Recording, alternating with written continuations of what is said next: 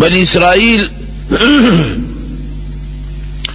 دا یو مضبوط قوم و لکه څنګه چې زموږ مسلمانان په دې زمانه کې یو مضبوط قوم دی، دغسې بنی اسرائیل مضبوط قوم تیر شوی دی او ډیر زیاتو، ډیر خواره شوی.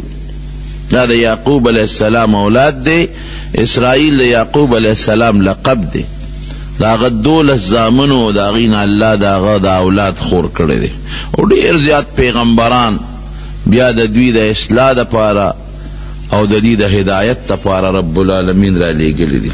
او تورات شو، زبور شو، انجیل شو، دا غټ درې واړه کتابونه د دې خلقو د دې بني اسرائیلو د اصلاح دپاره په مختلفو زمانو کې پروردګار را لیږلي دي. دا الله احسانات په دومره و چې د حد نه وته، لکه څنګه چې په موږ د الله احسانات دي. قرآن شریف کې الله فرمایي یا بنی اسرائیل اذکروا نعمتی التي انعمت علیکم. اے بنی اسرائیل دا یعقوب علیہ السلام اولادا زما پیرزونه یاد کې کنه، زما نعمتونه ځان ترا مخکې کې چې تاسو باندې ما کوم نعمتونه او احسانات کړی دي. وانی فضلتکم علی العالمین، تاسو ما د هغې زمانې په ټول مخلوق غوره مخلوق پیدا کړی وی. لکه اوس چې زمونږ دا وایو علما هم درته وایي چې دا ټول تاسو زمونږ د نبی علیہ السلام امت په ټول مخلوق باندې غوره دی. دا دې دپاره وایي چې تاسو د الله د دې نعمت شکریه ادا کړئ. نو بني اسرائیل د خپلې زمانې کې څومره انسانانو په هغې کې غوره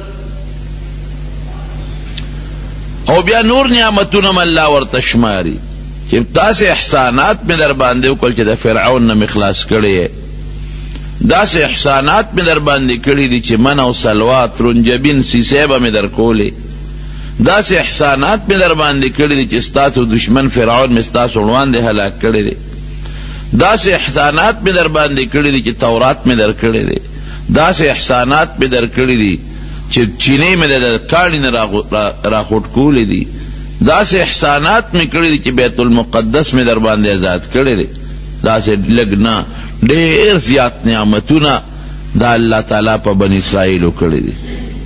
لیکن څنګه چې په موږ الله احسان کړی دی، ډیر احسانات دي په موږ، داسې په هغوی موږ هم تاسو ته هغه د الله نعمتونه در یادو چې شکر ادا کړئ. دارنګې به پیغمبرانو بنی اسرائیلو ته د الله هغه نعمتونه ور یادول چې دې شکر ادا کړي. لیکن وروڼو د الله نه باغیان شو، د پیغمبرانو خبرې نه منلې. اوس خو علما لګیا دي خلکو ته نصیحت کوي، هغې ته ډایرکټ پیغمبر براته. هر قوم کې به جدا جدا پیغمبرو او هر علاقه کې به جدا جدا پیغمبرو او په هر زمانه کې به جدا پیغمبرو، په زرګاو پیغمبران په دوی کې تیر شوي دي. هغې به لګیا دوی ته به نصیحتونه کول چې سم شی سم شی ګورې، خو دوی نه سمېدل، باغیان شو.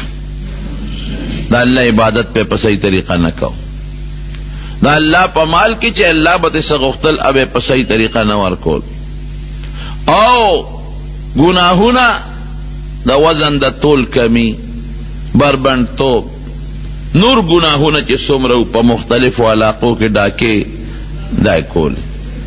نو چے انسان دی حد تو رسیگی و کل باغیشی او دا کافرانو پہ خیبے کولی. لکه اوس چې مونږ څنګه کوو، ګورې زه چې دې خپل امت ته ګورم، د نبي علیہ السلام دی امت ته او بني اسرائیلو ته ګورم، نو خبره تقریبا یو شان روانه ده. نبی کریم صلی الله علیه وسلم فرمایي وی په پخوانو قومونو کې چې کم ګناهونه تیر شوي دي او کمې غلطۍ کړي دي، وی تاسو به اکوئ. وی که په هغې قومونو کې چا د خپلې مور سره ښکاره بدعملي کړي، نو زما امت کې به هم داسې سړی پیدا کېږي چې د خپل مور سره به ښکاره بدعملي کوي. هغه شی روان دی. اوس موږ هم ګوره دوکې تېره جمعه مې درته پکې پوره بیان کړی دی، ټګې، دروغ، مسلمان ته سپک کتل، د کافر د اغیارو جامه، د هغه شکل، د هغه لباس، هغه د عزت جامه او د عزت شکل ګڼل، د کافرو تهذیب خپل تهذیب ګڼل او د کافرو جن ته ښه ویل او د هغوی هغه چې کومه زندگی ده هغه زندگی ښه ګڼل، د هغې ارمان کول. ډېر خلک د هغې ارمان کوي د عیسایانو د انګریزانو د جون ارمان کوي دقه شی په هغوی کې و. نو خدای بیا څه کوي؟ ودرېږه چې کم خلک د خوښ دي او کمو خلکو سره د مینه ده او د کمو خلکو تهذیب د خوښ ده چې هم په هغې دې ووام.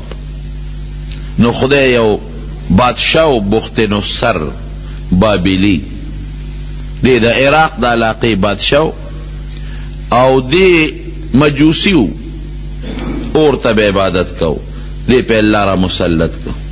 نو په بني اسرائیلو باندې حمله وکړه. ورځې ولا یا زره کسان یو وخت کې مړه کړل. 70,000 کسان دا په یو ورځ مړه شو. او په کورونو کې ننوتل د زنانو حیاګانې ولا لوټ کړې او د کومو زنانو په خېټو باندې چې اولاد و بچیو د مسلمانانو نو په جندونې ولا خېټې وسیرلې او هغه بچی ترې راوویستل او هغه په نیزو کې ورکړل اوچت پې نیولي. داسې چلې ورسره وکړو. د الله عذاب خو بیا سره سم نه دی کړ. کله چې د خدای عذاب راشي د ښځو حیاګانې لاړې ماشومان به یې دغسې رانیول او د میندو د پلارانو په مخ کې به یې لالور. دومره ظلم بچا نه کړی لکه دغه چې وکړو چې ښځه رانیسه او خېټه سیره او بچی ترې راوباسه او هغه جمدې بچی په نیزه کې منډه او هغه به رانیسه او هغه ښځه هغه دقسې پرېږده او ټوپونه به وهل په هغې کې به کیسه وتله. حق پیغمبر دغه زمانه کې چې کم پیغمبر و حضرت دانیال علیه السلام هغه ورته ما درته نه وي چې سم شي زما خبره نه منله څنګه شوې اوس په خپل دولت په نشه په غرور کې پراته وې د خپلو بچو او د قومونو په غرور کې پراته وې او زما خبره درته اړو څه خبره نه ښکارېدله زما خبرو پورې به هم ټوقې کول لکه اوس چې څنګه د مولیانو دې خبرو پورې خلک ټوقې کوي. جنازې له چې خلک لاړ شي که ملا صاحب لږ غوندې تقریر اوږد کړي دا خلک وایي یاره ټیم خو پوره دی که نه وخت پوره دی. ولې د دین خبره دومره په موږ سپکه لګي. د دنیا د دین خبره یو ځای کې د دین خبره بیانېږي موږ وایو مړه د اوزګار دی یاره هر وخت دی لګیا دی خبرې کوي. ولې څه چلو شو ته څه کوې دنیا پسې منډه وې د دین خبره دومره در باندې بده لګي. دی عالم که درته خبره کوي خو د الله خبره درته کوي که دا عالم درته خبره کوي خو د الله د رسول خبره درته کوي که دا تبلیغ والا درته خبره کوي خو د الله او د رسول خبره درته کوي. تا ته خو پیسې خو در نه غواړي او نه در نه مشري غواړي نو ولې په ظالمه د خدای او د رسول خبرې دې بدې شي. دقسې مثالو هغه دانیال علیه السلام وایي ما درته نه وي ما پورې م ټوقې کول په دغه بچو غاویره وې درته اعلان کړل که نه په دغه ښځو غاویره وې د ښځو نه درته بچي راوویستل څنګه چلې در سره وکړه په دغه مالونو کورونو غاویره وې څه چلې در سره وکړه او داسې ونه کړه یوازې په بیت المقدس ورلل دا بخت نصر بادشاه دا عراقي بادشاه او جومات یې ولا ټوټې ټوټې ختم یې کړ او د تورات چې څومره نسخې وې د پخوانو کتابونو اور یې ورته که هغې پکې واچول هغې وسوځو په لکونو خلک یې مړه کړل ښځې ماشومان بچي او یا زره کسان دی ګرفتار کړل لاسونه خپې یې ولو تړل او دی عراق ته بوتل او یو لوی جیل کې غون ور واچول په دغه جیلیانو کې یو د دوی دا پیغمبر دی حضرت دانیال علیه السلام.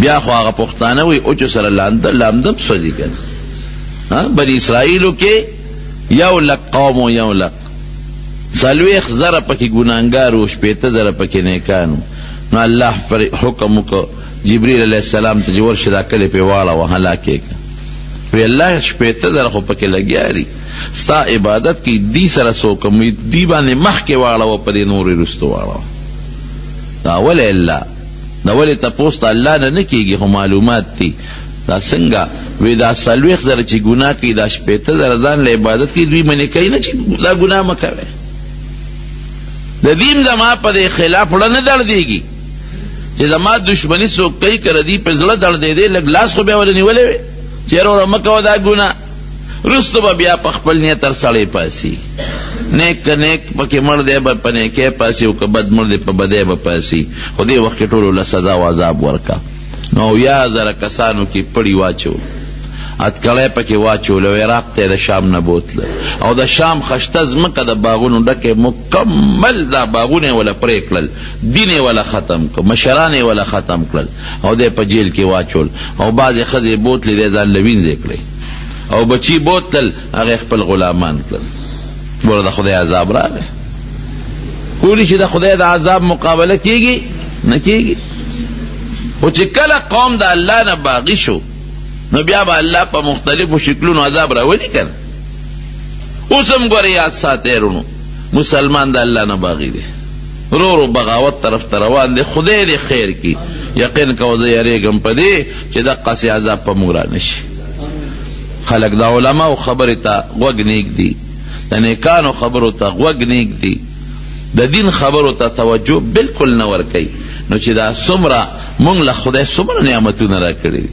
ما بكم من نعمت فمن الله دا ټول نعمتونه په مونږ د الله دي نو مونږ د خدای دشمنی کو نو خدای به مونږ سره څنګه مینه وکړي ګنټه به ګنټه او ګړی ګړی او قدم قدم مونږ لګیا یو د الله خلاف کو او خدای صبر کوي خو چې کله ونیسي نو بیا نیول بل شانتي او مونږ ته خو مثالونه وښول کنه په دا ازاره کې درته زلزله وښوله نږدې درته وښوله داسې زلزله وه چې په زرګونو خلک پکې په هغه زلزله کې لړمړه شو او غټ غټ بلډینګونه چې لوی لوی بلډینګونه هغه زمیندوز شو یو سړي نه چا تپوس وکړو ستا سال دی وی نورې خبرې پرېږده نور دونه راته مه وایه خو د ماسخوتن چې سملاستېدمه نو د بنګلو د نوکرانو او د کرونو روپو او د جایداد مالکوم او اوس دې وخت کې دقه د خپلو جامو مالک یم نورې سم نشته ختم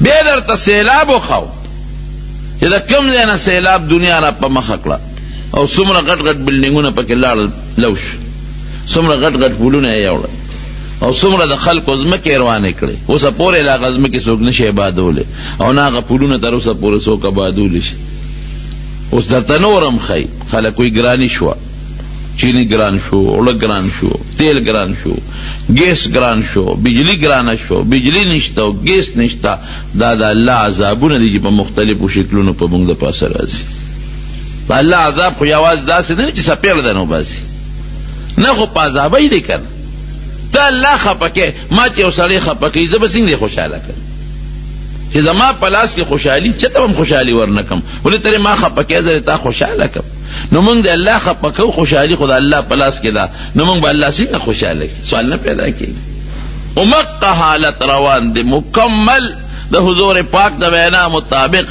چې کومې غلطۍ بني اسرائیلو کولې نو څنګه چې یو پاڼه د پاڼې سره برابري پاڼه د پاڼې سره برابر سپلی د سپلی سره برابر وي دقسې به دا ګناهونه زما امت هم کوي هغه دور کې اوس موږ ګیري دوکې داکې دروغ ټګي خپل مذهبي مشرانو بد ویل د مذهب د ځایونو بد ویل دا زموږ عادت جوړ شوی دی او لوی سبب یې څه شی دی د الله نه غفلت الهاکم التکاثر مال دې ډېر شي بچي دې ډېر شي قوم دې ډېر شي بنګلې دې ډېرې شي ځمکې دې ډېرې شي د الله نه غفلت دغه غفلت کې موږ پراته یو دی ټول بوتلل جنا او یا زره کسان قیدیان دی د عراق په جیل کې ور واچول چې جیل کې واچول هغه دانیال علیه السلام دا ټول بنی اسرائیل په دا جیل کې پې ګرځي اوس په دې بارکونو ګرځي ما درته نه وې زمام نه منله نو زم ځان سره برباد کړم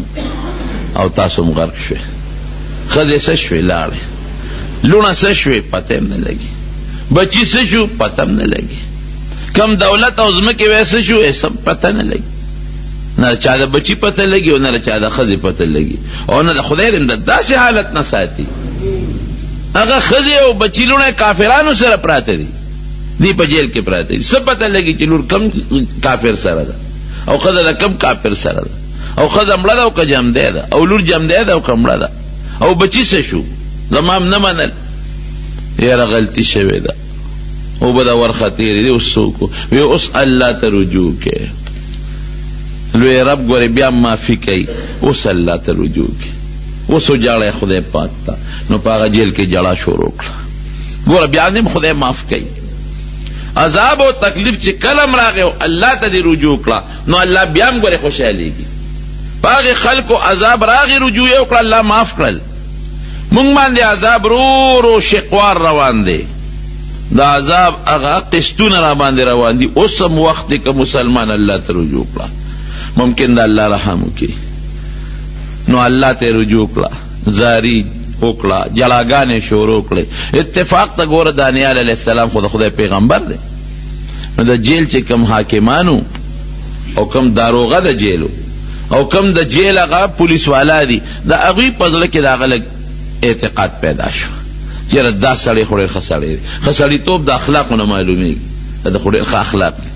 دی خو موږ سره په جیل کې هېڅ قسمه دا جیلیان خو کله چې ډوډۍ چې کمه میلو شي جګړه هم کوي که نه. هغه جیل داسې نو لکه زموږ د جیل چې A کلاس او B کلاس پکې و.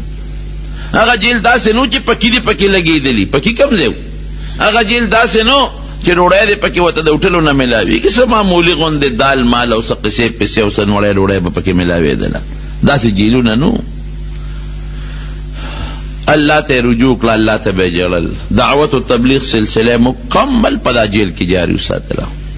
د جیل د هغې حاکمانو په نظر کې چې دا خو نه جلسه کوي نه جلوس کوي نه هړتال کوي او زمونږ خدمت کوي په جیل کې دننه او د جیل صفائی پخپله کوي لګیا دي ټټۍ پخپله صفا کوي. یاره دا خو ډېر نیکان خلک دی او دا مشر یې چې د دانیال علیه السلام دا خو ډېر نیک سړی دی. نو د جیل داروغه او د جیل هغه مشرانو به په جیل کې لږ ډېر قدر کړو چې دا خدای ته وجړل او معافي د الله نه وغوښته نو الله رحم راغی. ښه ډېره ښه د جیل نه مباسم. نو دغې بختنصر بادشاه یو خوب ولید ډېر خطرناک خوب یې ولید. چې خوب یې ولیده سار راغی د خپل رعیت چې کم کاهنان او نجومیانو زمون خو عالمان دي هغې خو عالمان نه خو بتپرست خلک دی چې کم کاهنان او نجومیان دي هغې یې راغونډ کړلو ما یو خوب لیدی دی او ډېر خطرناک خوب دی. داسې دی چې ما له خوب نه راځي اوسه وجود نه مې خولې بیږي ما ته د هغه خوب تعبیر بیان کړي. وی صاحب خوب راته بیان که خوب دې څنګه لیدی دی؟ وی خوب مې میر دی خوب نه دی یاد خو هیبتناک مې لیدلی دی. هغې وی صاحب چې خوب ته مونږ ته بیان نه کړې نو مونږ تعبیر دس وباسو. ته مونږ ته خوب بیان که نو مونږ به تعبیر وباسو. څه حصه پکې راته خیر دی بیان که نو مونږ به تعبیر وباسو. بادشاه وی خوب مې ییر دی ما ته به خپل خوب هم یادوی او تعبیر به مو باسې او که درې ورځې کې دننه م راته دا خوب یاد نه که او تعبیر هم ونه سرمنده نه وباسم. ای بادشاه مونږ تا د خوب نه څه خبر یو؟ ګوره زورور خواره زمانه کې شته که نه مونږ ستا د خوبه څه خبر یو؟ ته خوب وایې مونږ به تعبیر. وی تاسو باندې چې دا دومره پیسې زه لګوم او علم نجوم درته ښیم او تاسو کاهانه زده کوئ کاهنان هم کې کړئ او سحر زده کوئ نو تاسو خو دعوې کوئ که نه چې مونږ ته د غیب علم دی. سبا چې څه کېږي هغه مونږ درته ښایو. نو دا د غیب علم چې تاسو زده کړی دی ما ته زما خوب بیان کړئ که نه زما پیسې مه صغر کې کړئ. په ما اسې سکولونه او مدرسې جوړې کړي دي دا کاهنان ګورې اوس هم دا د غیب و دعوې ماوې کوي. د اخباراتو کې کله کله زه د اشتهارات وینم نو خندام راشي او خفم شم. د مسلمان په دې حال له خفګانم راشي. وی راشئ مونږ سره میلاو شئ انعامي بانډ نمبر یې درته ښایو. راځي که نه راځي؟ انعامي بانډ نمبر یې درته ښایو او امتحان د کامیابۍ هغه شیزونه درته ښایو. نو زمونږ خلک ناپوهه دی که نه لاړ چې پیسې میسې ته والي او څه چل ول ورسره وکړه لکه که هغه ته دومره پوهه وې چې تا ته انعامي بانډ ښایي چې کم بانډ به راخېږي نو دغه بانډ ځان له ولې نه هلي چې د کوڅې د ناستې نه خلاص شي. هغه به فوټپات د پاسه غریب ناست دی پېښور کې ځان له رکوټې دوکانګۍ نیولی دی او ټولو چینم راکاږي نو ځان په غم اخته دی پیسو ته د بل جیب ته سترګې نیولي دي نو خو دغه بانډ نمبر دې ځان له معلوم کړي او روزي کروڑونو روپۍ به روزي غم نه به خلاص شي. او چې تا ته ستا بچې پاس کولی شي نو خپل دې پاس کړي چې د پلوین او کریبې کې غم نه به خلاص شي. یو ځل پېښور کې روان وم د بالاحصار سره هلته دا جادوګران دا دغه ناستي دا مرغو والا دا کتابونو زما یو مریض ته پوست له تلم تېز وم خیال مې نو زما دې پیسې ته یې ګوتې واچولې ایله کار یې غورځولی به خدای دا سم چې مې وکتلو دا خدای والي دا سخا نسواري دی او دا زیل غاښونه یې نیولي دي او لاندې ناست او مرغۍ ورته ناستې دي. ما وی خدای ظالم اوس په دې فوټ پات راغورځولی وم، خیر دی. وی دلته راشه چې قسمت ته لټیک کم. الله اکبر. ما یې زما قسمت الحمدلله ډېر مزیدار دی او ډېر زه د خدای نه په خپل قسمت خوشحال یم. خپل ټیک که چېرې د ناستې نه خلاص شي، دې مرغو نه خلاص شي، ته د کور د خدای عبادت وکړو چې د بالغ ته ډډه ووایې په پوزه کې د خړ پوزه کې د پاسه زه بابا وایي مونږ څه پته وه. دقه زمونږ د خلکو کار دی. څوک به هغلته اخبار کې وایي ګارنټي کې سات، ګارنټۍ سره بچې ورکو، ګارنټۍ سره زوی ورکو. الله اکبر. ګارنټۍ زویه، ګارنټي تا سره خدای فیصله ده. یهب لمن یشاء اناسا ولمن یشاء الذکور. چاله لونه ورکوي، چاله زامن. او یزوجهم ذکرانا و اناسا، چاله هلکان جنکې دواړه ورکوي. ویجعل من یشاء عقیما. خدای وي زه څوک شڼ جوړوم. نو چې خدای څوک د چا د شڼتوب فیصله کړي، دا ګارنټۍ والا زوی ورکولی شي؟ خدای چې د چا د لونو فیصله کړي، دا ګارنټۍ والا به له زامن ورکي؟ نو موږ دومره ناپوهه یو. د غیب دعوی به خلک کوي، موږ به زر ورځو نه ګورې پام کوو. او دله پوهه ده که نه، د ډېر لوی علم کړی. د غیب او علم چا سره دی؟ قل لا یعلم الغیب الا هو. قرآن یو آیت نه دی، په سوونو آیتونو کې دي چې د غیب او علم صرف الله دی. نبی کریم صلی الله علیه وسلم یو ځل ملاستو یو ماشومې تمبل و، چې تمبل یې و نو په هغه تمبل کې یو ټکې ده ووایي چې وفینا نبی یعلم ما فی غدی. وی مونږ کې داسې پیغمبر دی چې د سبا علم ورسره دی. وی مونږ کې داسې پیغمبر دی چې د سبا علم ورسره دی. حضور پاک وی دا ټکې مه وایه، مخکې چې د نورې کمې غزلې وی هغه وایه، دا به پکې نه وی، دا نور شعرونه وایه. د غیب و علم چا سره دی؟ الله سره، بنده سره نشته. نو اوس هغه ورته وی چې تاسو خو په ما یونیورسټۍ کالجونه جوړ کړي دي او تاسو دعوی کوئ چې زه کهانت زده کوم او دا ساحران جوړ شو او تاسو جادوګران جوړ شوئ، نو تاسو دعوی خو کوئ چې مونږ ته د غیب و علم دی که نو زما خوب معلوم کړه که نه. چا به ماله به خوب هم معلومه وی او د خوب تعبیر به معلومه وی، او که معلوم نه که 3 ورځې الټیمیټم، نو 3 ورځې دننه کې سرمنده نه وباسم. نجومیانو لاسونه رپېدل چې دا څه پیغام واورېدو. مونږ د خوب نه څه خبر یو چې د څه خوب لیدلی دی او بادشاه نه خوب یې دی کې خبره خوره شوه. دا خبرې ډېرې زر خورېږي. زمونږ د غریبانو دا قصې چې وي دا دومره نه خورېږي، او د بادشاهانو چې مسلې پیښې شي دا زر خورېږي. تاسو وګورئ که نه، های میمو سکینډل او بل سکینډل دنیا ته خبر ده. جیل ته خبره ورسېده، دانیال علیه السلام د جیل هغه داروغه زه ورغی. وی داسې کار دی، تاسو بادشاه خوب لیدلی او تعبیر غواړي او خوب هم غواړي. وی ما ته دا خوب هم معلوم دی او تعبیر هم ما ته معلوم دی.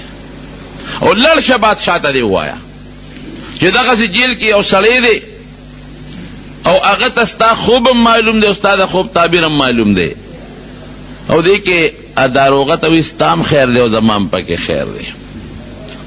وی ستا پکې دا خیر دی چې ستا ته به بیلې ولګي، درجه به دې اوچته شي، نمبرې به دې زیاتې شي، ترقی به درته میلاو شي. او زما پکې دا خیر دی چې ممکن ده د جیل نه وځم، دا ملګري د جیل نه وباسم. او د جیل داروغه وایي چې ګورې زمونږ دا بادشاه ډېر سرکشه دی او هسې نه چې زه ورشم او نه راته خوب معلومي او نه درته تعبیر معلومي، نو مونږ پې بېغمه نه کوې، مونږ له کارونه ګورې.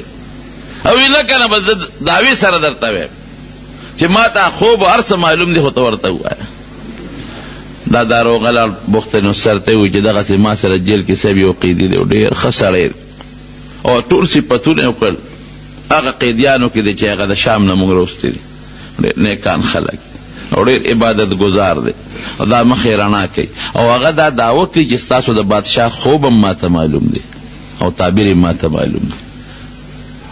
وی شابه فوراً یې راوله، خشته جامې ورته واچوه، جیل نه وباسه، ښکلې جامې ورته واچوه، حاضر کړه.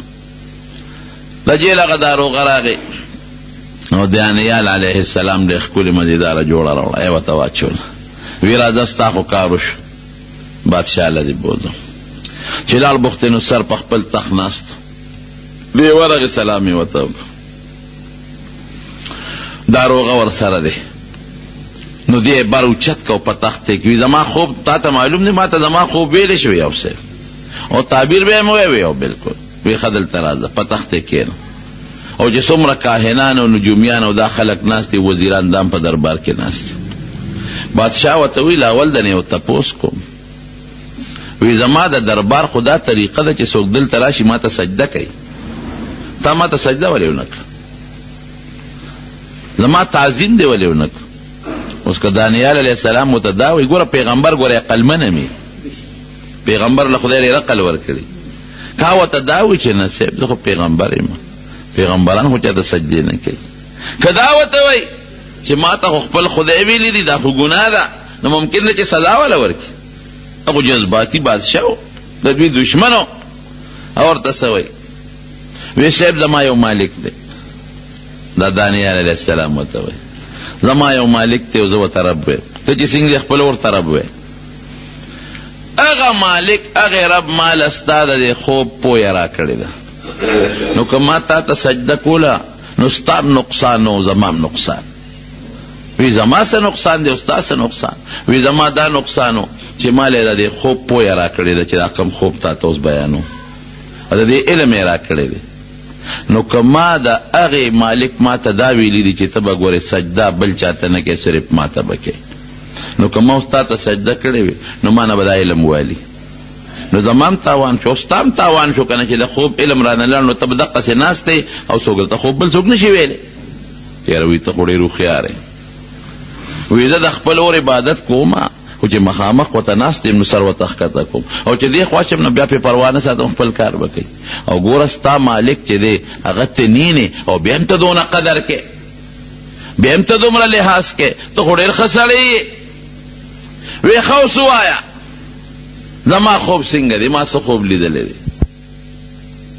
مشرق ته ورسېد او دا بل لاسې مغرب ته ورسېد او دا بوت سر د سرو زرو دی سر او سینه د سپینو زرو ده او دا خېټه د تانبې ده او دا پتونانی د پیتلو دي او د کونډو نه لاندې د خپې د اوسپنو دي او دا لاندې د پنجې د خټو دي او ته ورته حیران ګورې چې خدایه دا لا څنګه بوت دی او هر اندام خپل چمک وی سر د سرو زرو چمک وی سینه د سپینو زرو پړق وی خېټه د تانبې پړق وی رونونه د پیتلو پړق وی او لاندې خپې د اوسپنې چمک وی او لاندې خپې په خټو کې نو ته حیران یې چې دا نقش و نگار والا خشته بوت دا دومره غټ بوت او دا لاسونه مشرق مغرب ته رسېدلی او عجیبه دا ده چې خپې د خټو دي په خټو پخپو سینګ دي ټینګ ولاړ دی وی ته په دې سوچ او په دې فکر کې چې دې کې د بره نه یو غټ کاڼی را پرېوته د دې بوت په سر باندې د اسمان نه یو کاڼی راغی او دا بوت یې وو او چې د دې بوت دا سر یې سینګ وو نو دې ایره ایره که ختم یې که د ده نه یو وجود جوړ شو هغه سره سپین تانبه پیتل اوسپنه ټول ویلی شو یو وجود ته جوړ شو مخکې خو سره ځان له سپین زر ځان له پیتل تانبه ځان له وه اوس ټول ګډوډ شو هر څه ګډوډ شو او هغه کاڼې غټېده د بوت هغه ځای د اسمان د ځمکې پورې هغه کاڼې ونیوه وی په دې سوچ کې وی چې راویښ شوې خوب مې تا ما چې څه وی دقسې دې لیدې دی وی دقه ټکې مې لیدې دی الله اوس مهرباني وکړه ما دې تعبیر بیان وی څه فرق خو نشته چې ما درته څه ووی د دې خوب تا چې څه لیدلی دی وی چې ما سینګ لیدې پوره ټک په ټک دې راته دقسې خوب وی ما نه یې رو رایاد دی که راته اوس یې تعبیر راته ووایه اوس به ته وایې چې یاره د غیب و علم خو ما سوا د الله نه بل چره نشته نو دا دانیال علیه السلام د دې خوب نه څه خبر شو نو پیغمبر تم ګوره د غیب و علم نشته دا په طریقه د معجزې ورته خدای پاک بعضې څیز وښیي بعضې ورته نه ښیي لکه زه به د هغې مثال درکړم معجزه څه ته وایي حضور پاک مبارک دا معجزه وه چې په خوراک کې به برکت پیدا کېده د 3 کسانو خوراک کله 300 کسانو هم خوړلی دی دونه برکت په پکې لیکن کله کله اور وزنار دی او په خېټه کاڼي تړي معجزه د انسان د پیغمبر په اختیار کې نه هغه د الله په خوښه ده چې الله کله وغواړي نو معجزه ښکاره کړي او چې الله کله نه غواړي نو نه ښکاره کوي کله اور وزنار دی ډوډۍ نشته او کله د 2 کسانو د 3 کسانو د یو جامپیو نه 300 کسان مړیږي. نو معجزه د پیغمبر په اختیار کې نه، د چا په اختیار کې؟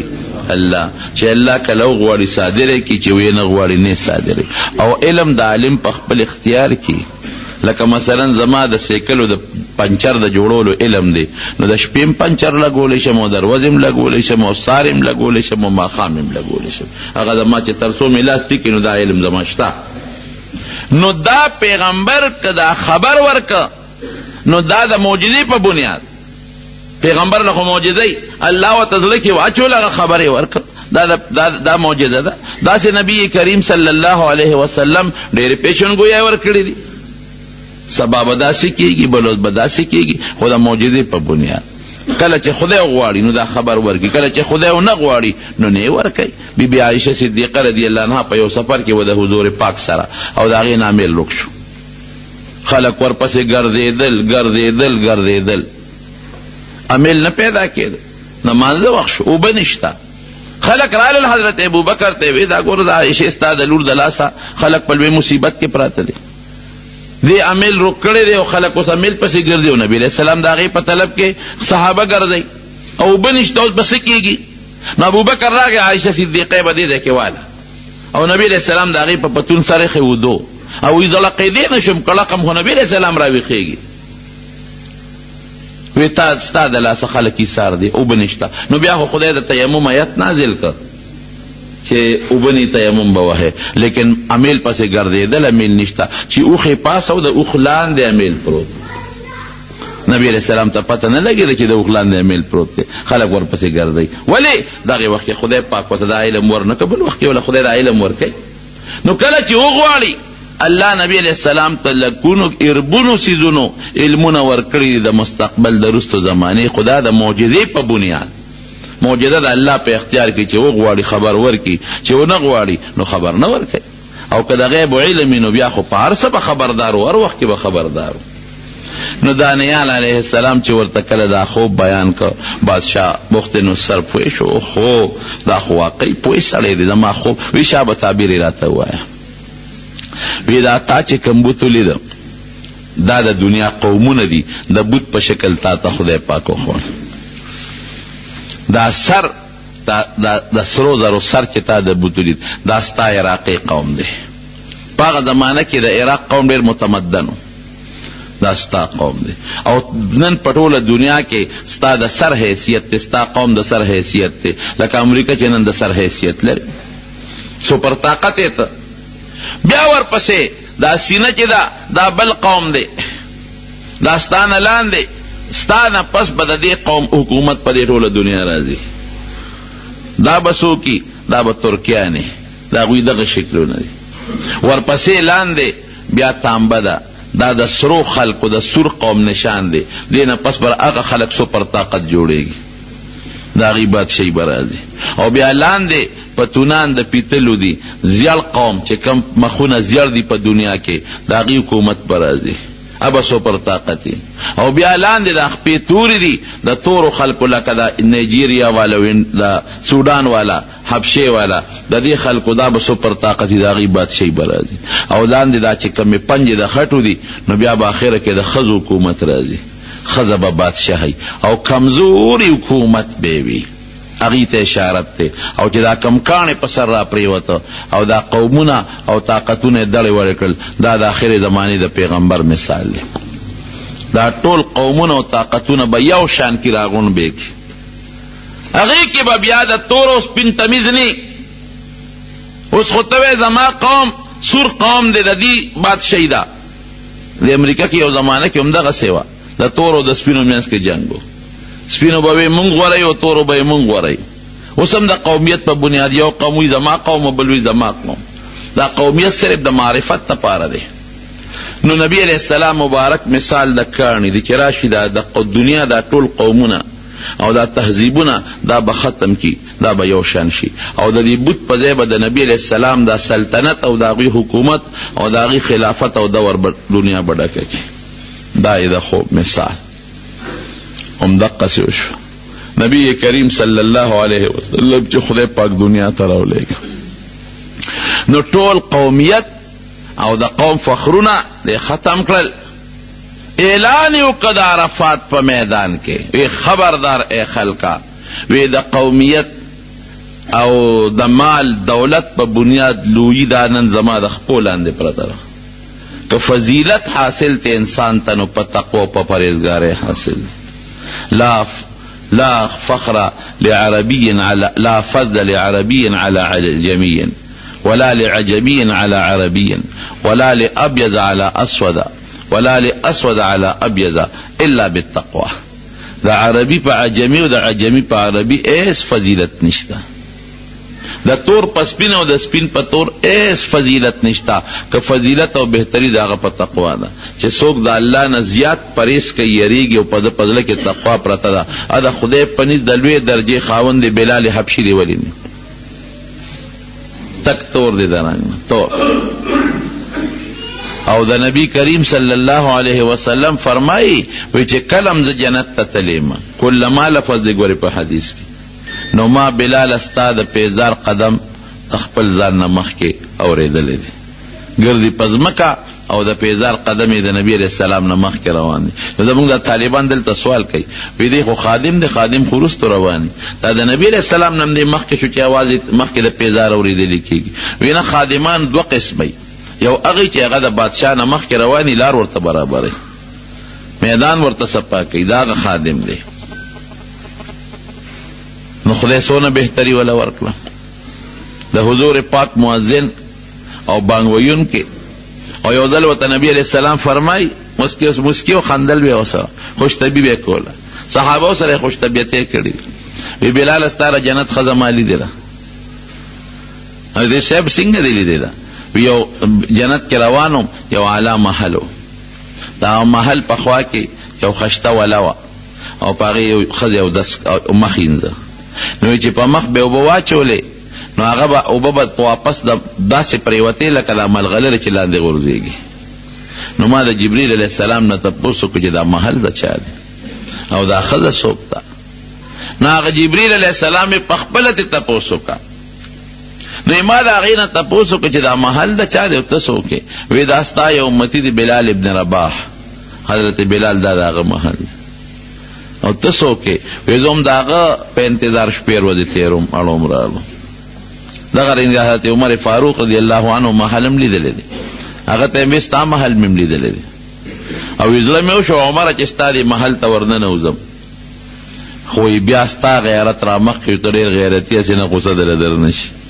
حضرت عمر اجړل ابکا غارو یا رسول الله، زه په تا غیرت کوم چې ته ورننوتې وې، خو زما دپاره به دا ډېر بې فخر او برکت. نو ابو لهب تک سپین خشته ښکلی، ابو جهل د قوم سردار، عتبه امیه د قوم سرداران، تقوا پکې نشته، ایمان پکې نشته، جهنم خشاک. او بلال تک تور، صہیب او دارنګې دا سلمان او دا خباب، دا غلامانو، لیکن تقوا پکې دا نو د جنت سرداران دي. نو نبی علیہ السلام مبارک ذات پت ختم کا دا په هندوانو کې شته، دا چوت قوم دی او دا فلان کې قوم دی او دا فلان کې قوم دی، دا قوم به بادشاہی کوي او دا به بادشاہی نه کوي، نه دا پکې نشته. اسلام د رنگ نسل د قوم تفریقه مکمل ختم کړه. که فرق دی او بهتری ده هغه په ایمان په اسلام او په تقوا باندې ده. نو جناب داوی د نبی علیہ السلام مثال شو. نو بخت نصر څه چلو؟ بخت نصر هغه ته وی وایا اوس به داسې مهرباني به وکړې چې ته به زما وزیرې. دانیال علیہ السلام ته تعالی خو خدای ډېره پوهه درکړې او ډېر عقل یې دله درکړی دی، ته ما نه به لبار کېږې نه، ما سره به ته وزیر وزیر او نور مطالبه. وی زما قوم جیل کې پراته دی، وی دا به عزت سره خلاص کم، بالکل عزت سره. او وی زما د قوم لونه او زما د قوم خویندې هغه ستا د سپایانو د فوج په غلامۍ کې دي، وی بالکل به خلاصې بی، دا به راخلاصې کم، ستاسو بچي به هم آزاد کم، او د چا چې کم بچی دی هغه د عادي بوزي، او د چا کمه ښځه ده او ته به ما سره وزیري. وی نه صاحب زما بله مطالبه ده، زه به ستا د سلطنت لاندې وخت تېروم، خو ما به خپل شام بیت المقدس ته لیږي چې زه خپل علاقه آباده کړم. ډېره ښه ده. او مغه شام یې واپس وله ورکړ هغه بیت المقدس واپس ولا ورک. هغه خزي بچی لونه چې کوم غلامانو په عزت ورته واپس ملو شو، خو سزا خو وسکله کنه. الله سزا ورکړه، خو چې بیا الله ته جړو فریاد وکړه، انابت الله راغی، الله ته جړو فریاد شو، نو الله بیا معافي وکړه. رونو دقه دور روان دی. ګوره د خدای د عذابونو مختلف شکلونه په موږ د پاسه را روان دي. دا ګرانی دا او دا بیماری دا او دا ماشي دی او دا فلانکی وایرس دی او ډینګي وایرس دی او دا فلانکی دی او فلانکی دی او فلانکی دی. دا ټینشن موږ له دماغو کې جوړ دی. دا سوچ او غلط فکرونه سوچونه زموږ په دماغو کې پراته دي. دا موږ د خدای نه لري یو خفه کېږي. یو صرف موبایل باندې چې څومره ګناه کېږي په موبایل، یقین کوا که 100 کاله مخکې په سینما کې په بربنډو فلمونو دونه ګناه کېده. سینما ته به یو 100 کسان تلل، دونه به نه تلل. د کلي نه به یو 2 کسه لاړل او یو فلم به مثلا وکتل. سینما کې به یو 1500 کسان ناستو، فلم به وکتل. لږ کسان به تل، بېدینه کسان به هر سړی به نه ته. او راشه نن وګوره موبایل کې یو کارډ واچي، څه ورته وایي هغه شي ته میموري کارډ، پکې ور واچي او په سبونو بربند فلمونه در سره په بلستان کې پراته دي.